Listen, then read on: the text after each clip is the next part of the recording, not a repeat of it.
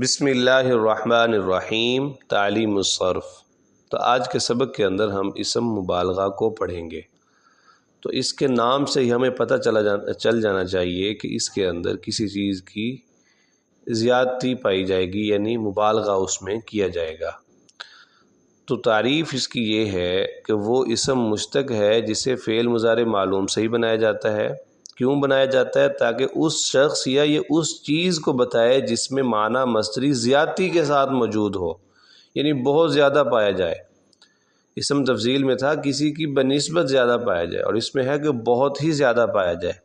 جیسے غفار اللہ تعالیٰ کے بارے میں ہے کہ بہت زیادہ مغفرت کرنے والا، اور اللہ تبارک و تعالیٰ کا تو کسی کے ساتھ مقابلہ بھی دور دور تک، یعنی وہم و گمان میں بھی ہم نہیں لے کے آ سکتے۔ تو مطلب یہ ہے کہ معنی کی زیادتی بہت زیادہ پائی جائے تو اس کو اسم مبالغہ کا صیغہ کہا جاتا ہے۔ فائدہ: اسم تفضیل اور اسم مبالغہ میں یہ فرق ہے کہ اسم تفضیل میں معنی مصدری کی زیادتی دوسرے کی بنسبت ہوتی ہے، یعنی دوسرے سے تقابل کرتے ہوئے ہوتی ہے، اور اسم مبالغہ میں معنی مصدری کی زیادتی بذات خود ہوتی ہے، کسی کی نسبت سے نہیں ہوتی۔ مثال کے ذریعے مزید اس کو واضح کیا جا رہا ہے، جیسے کہ اسم تفضیل کی مثال ہے زید اعلم من خالد، زید خالد سے زیادہ جاننے والا ہے۔ اور مبالغہ کی مثال اللہ علام، کہ اللہ تعالیٰ بہت ہی جاننے والے ہیں۔ تو اللہ کا تو کسی کے ساتھ، یعنی کسی کے ساتھ مناسبت یا تقابل ایسا کچھ بھی نہیں ہو سکتا۔ تو فرق یہ ہوا کہ مبالغہ کے اندر زیادتی بذات خود مصدر کی ہوتی ہے، مصدری معنی کی ہوتی ہے، جبکہ اسم تفضیل میں کسی زیادتی جو ہوتی ہے وہ کسی کی نسبت سے ہوتی ہے۔ اسم مبالغہ کے مشہور اوزان، یعنی ان اوزان پر اسم مبالغہ جو ہے وہ عموماً استعمال ہوتا ہے، اور تقریباً یہاں 13 لکھے ہوئے ہیں۔ نمبر 1 فعال، جیسے سفاق، بہت زیادہ خون بہانے والا۔ نمبر 2 فعالۃ، جیسے علامۃ، بہت جاننے والا۔ تو ہمارے یہاں علامہ لفظ استعمال کیا جاتا ہے، تو مطلب کہ بہت جاننے والا۔ نمبر 3 فعال، جیسے کبار، بہت بڑا۔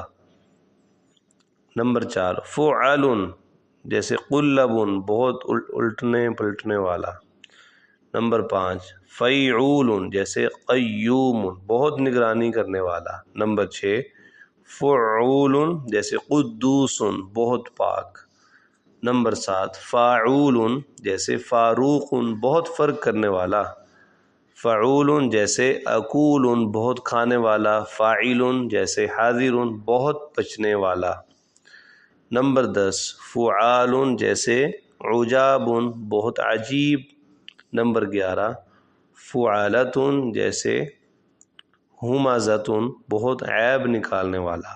نمبر 12 فعیل، جیسے صدیق، بہت سچ بولنے والا۔ نمبر 13 مفعیل، جیسے منطیق، بہت بولنے والا۔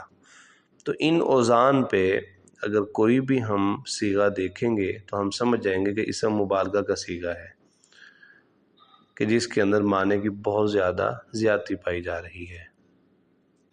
تو گزارش یہی ہے کہ ان اوزان پر کوئی بھی مادہ لے کے خود بھی، یعنی ان اوزان کے اوپر ان کی مشق کریں، ان کے اوپر یعنی ان مادوں کو لے کے آئیں کہ کون کون سے اس سے یعنی اوزان آ سکتے ہیں۔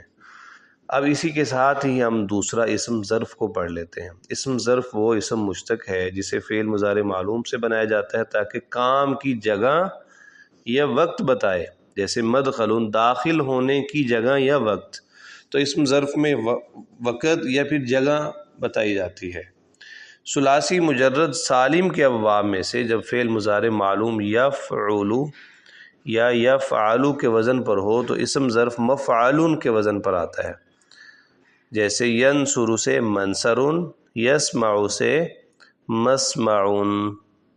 یعنی اگر یفعل یا یفعل، یعنی ناصر ینصر سے، یا سمع یسمع، یا اس کے علاوہ یفتح، یعنی وزن بس آپ یہ دو یاد کریں، یفعل اور یفعل، یعنی اس وزن پر ہو تو پھر اس کا جو یعنی اسم ظرف کا صیغہ آئے گا وہ آئے گا مفعول کے وزن پہ۔ جب فعل مضارع معلوم سے یفعل، جیسے ضربہ یضربو کے وزن پہ ہو تو پھر مفعلون کے وزن پر آئے گا۔ تو یہ دو وزن ہیں، مفعلون یا پھر مفعلون۔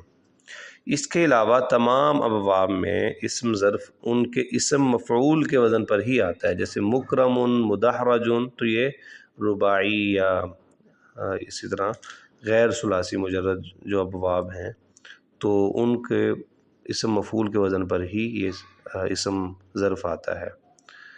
جی اس کے بعد دیکھیں صرف کبیر اسم ظرف کی، منصر مفعلون کے وزن پہ ہے، مدد کرنے کی ایک جگہ یا ایک وقت، ایسے ہی منصرانی، منصرینی، مدد کرنے کی دو جگہیں یا دو وقت یا وقت، ایسے ہی مناصرو، مدد کرنے کی کئی جگہیں یا پھر مدد کرنے کے اوقات۔ تو امید ہے آپ کو اسم ظرف بھی سمجھ آ گیا ہوگا۔ جزاکم اللہ خیر۔